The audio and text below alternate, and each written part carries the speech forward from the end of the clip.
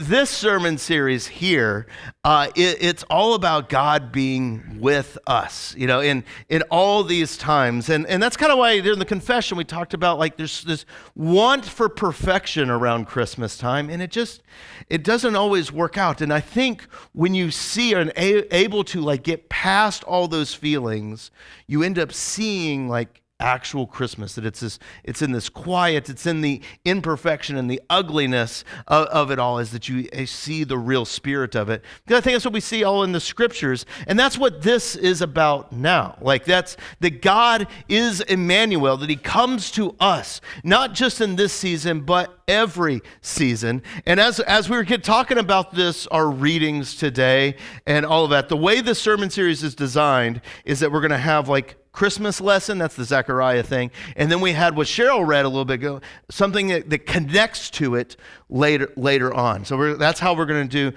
Advent this year, and I'm excited about it. But all of this, looking at Zechariah's story, reminded me of the Christmas letter. Now, when I say Christmas letter, I as soon as I think of a very specific thing. But I was asking people all week, what do you think of when you think of Christmas letter? And a lot of people are like, what, letters to Santa? I'm like, no, that's not a Christmas letter. That's a letter to Santa, right? A Christmas letter is the one like when you go to your mailbox and you're looking at all the Christmas cards you get, and they're all like, they come from like they're all like nicely packaged now. The family never even saw that Christmas card. They just used the service, sent it straight to your door, right? Like that's over there. But then there's the ones that are in the envelope that are thick, and you get it open, and it might as well have been a 3-ring binder, and you open up, and it's like their life history from the year 2023, right? Like that's the Christmas letter that I talk about, right? And you read this with, I think, the same spirit that we watch The Bachelor, right? Like we read this in the same spirit as that. You're watching, you're impressed, but you're like, this is gonna end in tears, right? Like this, just you're watching all of this because you're reading the Christmas letter, and you're hearing about their wonderful skiing trip in Africa, and you're like, I didn't even know that they were skiing in Africa, like that's they're talking about how little Jimmy is a valedictorian. Listen, there's so many valedictorians that come through my mailbox, the valedictorian, like little Janet, she's going into nursing, and she's going to be the head nurse at the Antarctic station down there, right? And it's all these story after story after story, and they're like, we've been traveling, we've been to 3 continents so far, right? And we can't wait in 2024 when we get to spend 3 weeks safari glamping, right, in Africa somewhere. And you read it, and you're just like, oh, come on, Like it's like, well, that's cool. I went to SeaWorld at Christmas. Deal with that. My dad had a retirement party. I went there in March. Like that's like you look at it and you're over there. But the thing is with those letters, everything's not included, right?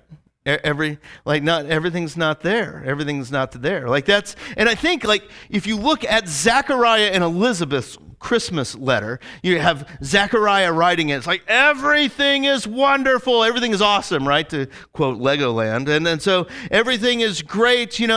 Like Zechariah, like I finally made it. It was our division, and I was chosen by lot. Like I was gambled in to be able to swing the incense inside the temple. It was amazing, because it would be amazing that he'd be able to do that. That is a once in a lifetime opportunity, because let's check the room real quick. How many temples are there? 1. Good job. I got worried there for a second. Everyone's like, like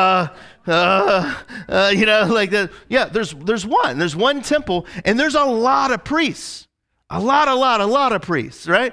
Like, so being able to do this is a huge, huge deal. And that would be in his Christmas letter. He's like, it was great. I was left speechless after the experience, right? Like over there, and you're like, and it's like, that's a kind way of putting it, right? Like, because you end up finding out why he's writing it is because he can't talk after that. But there's so much that would have been left out, right? Yeah, it's a huge honor, but they're probably not talking about their barrenness, you know? They're not talking about the struggle. He probably doesn't mention that, yeah, he's left speechless, but that's all he says about it. He goes, something happened inside there that I can't talk anymore. Because like those are real hard issues. And it's rare that we, in the Christmas letters that we write, that we talk about those things. About the barrenness, either the barrenness of our soul, the barrenness of our wombs, the barrenness of all these things, because especially back then, but we still have some of this today, you know, where people view like being barren as like the worst thing that can happen to you. And that God isn't blessing you for some reason, that he's punishing you or something like that. Like this is the sense that we get in the beginning of this Christmas story with Zecheriah and Elizabeth, right? And in our own lives, we're writing our own Christmas cards. You know, there's many things that we leave out of the letter. You know, there's a good classic biblical word of reproach. Right? There's reproach in our lives, in our hearts that we struggle with. You know, where it might be financial, maybe it's a loss of a spouse, maybe it's a longing for a child, it's grief, maybe it's a broken relationship with a child, or maybe a broken relationship with a parent. You know, like or it may be just good old-fashioned sin, you know, like one of the 7 deadly sins that we're all messed up and wronged and have hurts and struggles with. Because it's so easy to write when everything's okay, but the reality is there's struggles, there's reproach that we're dealing with. And that's what this story begins in. You begin with Zecheriah, where everything looks great. You know, it's a huge honor that he's swinging the incense inside of that thing. You probably has like, he's probably doing it perfectly. There's probably like a little spin at one point, and you know, he gets it, and it's like perfect, you know. And he's got it going on, and everything is great. Now, let me ask you a question. So if there's only one temple, and Zechariah is like chosen by there, that's a huge honor, right? That you have to be. One of my favorite sermons I've ever heard was when the Popeyes chicken sandwich came out. You guys remember that? There's not enough uh-huhs in this room. But it was, man, I'm not even going to tell this story. That was such a disappointing, like, oh, I tell it? Okay, all right, you guys got me into it. But when the Popeyes chicken sandwich came out, I remember when that came out, I didn't get it for like a month and a half because I refused to wait in a line that was 20 minutes deep for a chicken sandwich, right? And Popeyes ended up running out of chicken. They ended up running out of all this stuff. Where this one pastor that I heard about, and he was like, you got to be ready for your blessing. Right? This guy was from Georgia. So like he was a blessing, right? You got to be ready for your blessing because Popeyes, they produced that chicken sandwich, but they weren't ready for their blessing. They ran out of chicken, right? And you got to be ready for what's going to. That's Zecheriah too. Like if there was ever a place where God was going to talk to you, it's going to be in the temple. Right? The way the Hebrews viewed the temple is that it's like a Venn diagram. You guys remember Venn diagrams? It's like a circle of God's place right here, and then you have our place down here, right? And the temple is where the Venn diagram meets. That was where God's place and our place intersected. If there was anywhere that God was going to talk to his people, and Zechariah was righteous enough, it looks like, for God to talk to him, here he is, right? And then, lo and behold, probably as he was in mid-spin, you know, with the incense, God speaks through a messenger, through an angel, and the angel, and it freaks out Zechariah. You know, he maybe didn't connect after the spin, and he's like, "Don't be afraid, don't be afraid.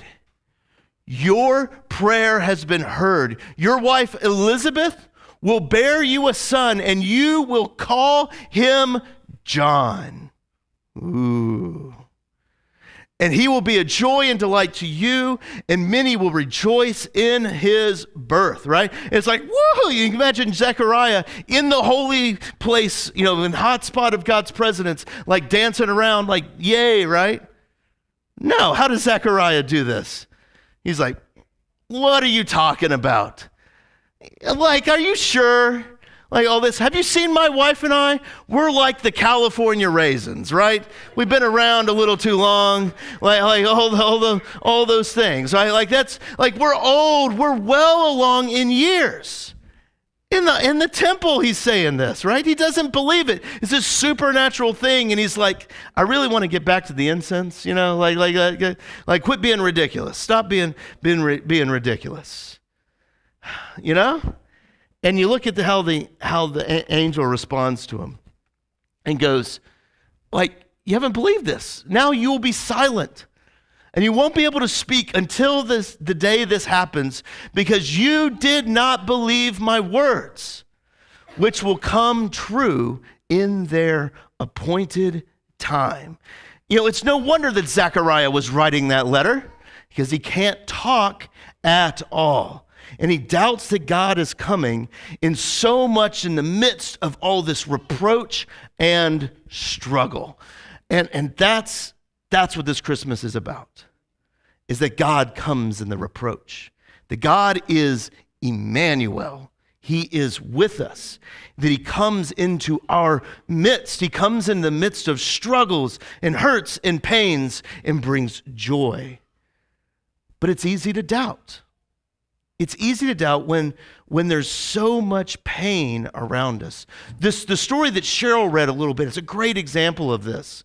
Jesus was palling around this one town named Nain. Like you pal around Nain. You guys have done that before, right? And he came upon this huge funeral procession. In this funeral procession where everyone's weeping and mourning, and they're all carrying the bier of this dead man. Now that's not a Miller Lite or anything like that. It's like his casket, right? It's like a platform where they carry the dead body out there. And this man was the only child of his widowed mother. Reproach had fully come onto this family. What in the world was she going to do now? And there's really only two things she could do. She either relies on the kindness of strangers, of those, or relies on the kindness of those around her, or she just goes into the business just to be able to survive. And Jesus looks at this procession of sadness, the reproach on the face of this helpless widow, and you can just imagine as she looked at the bier on her dead son's body, right? Just silently begging, hoping, as she's publicly mourning out, just has laser eyes on one part of the body, hoping above hope that it would move yet again. But Jesus has compassion. Compassion like God had on his people that were enslaved to Egypt. Compassion like he had on the 5,000 that were like sheep without a shepherd. Compassion for the creation that's groaning in the wanting of a Savior. Jesus walked into the reproach of that situation. He was Emmanuel, just like the angels in the Christmas story say he would be. He is God with us. He is God with them. And he walks into that procession of sadness and reproach. And he doesn't just walk in there and go, my son, arise. That's not what Jesus does. I think that's what we think oftentimes happens here. But Jesus is Emmanuel, God with us. And Jesus goes and touches the reproach. He touches the reproach. So he went up and touched the bier that they were carrying on him. And that's a huge deal that he touches it, because that would have meant that he would have been ceremonially unclean. He would have been, like they thought that when you touched a dead body that you would be unclean and you'd have to bathe for a week in order to become clean again. Like Jesus goes in and touches the things that make us unclean, that make him unclean. And as he touches it, he looks at the man and says, young man, I say to you, get up. Get up. He entered the reproach, touched it. The Emmanuel of the reproach said to him, get up. And the man got up and began to speak. And everyone began to lose their minds around him. They're like, oh my goodness, they're like, this is unreal. This is amazing. A great prophet has appeared among us. And they said, and God has come to help his people. That God is Emmanuel. Jesus comes to you and he visits you in your midst. Whatever that midst is, whatever hurts, pains, shortcomings, if he touches that beer, which isn't a Miller Lite, remember that, nor is it a Heineken, but it's our hurts and pains. If he touches that, it's our sin, then things are different. He comes in the midst. Jesus touched the cross. I don't think we think about that. Jesus touched the cross where everything of ours was placed. All that reproach, all that struggle, all those shortcomings, all of those things, he touched it. It wasn't some empty gesture of forgiveness. Jesus is Emmanuel, and he takes on our approach, puts it on his own back as he dies. And just as he told that man to get up, bringing so much joy in the midst of struggle, he says to each one of us as he rises, he says, arise and get up as well. Little child, favored one, arise. He rises up from that, and that's what this Christmas is all about. God has taken on your reproach. Elizabeth sees this.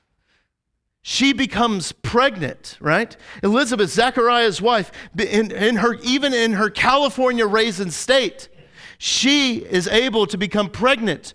And the child that is promised becomes John the Baptist, who prepares the way for Jesus.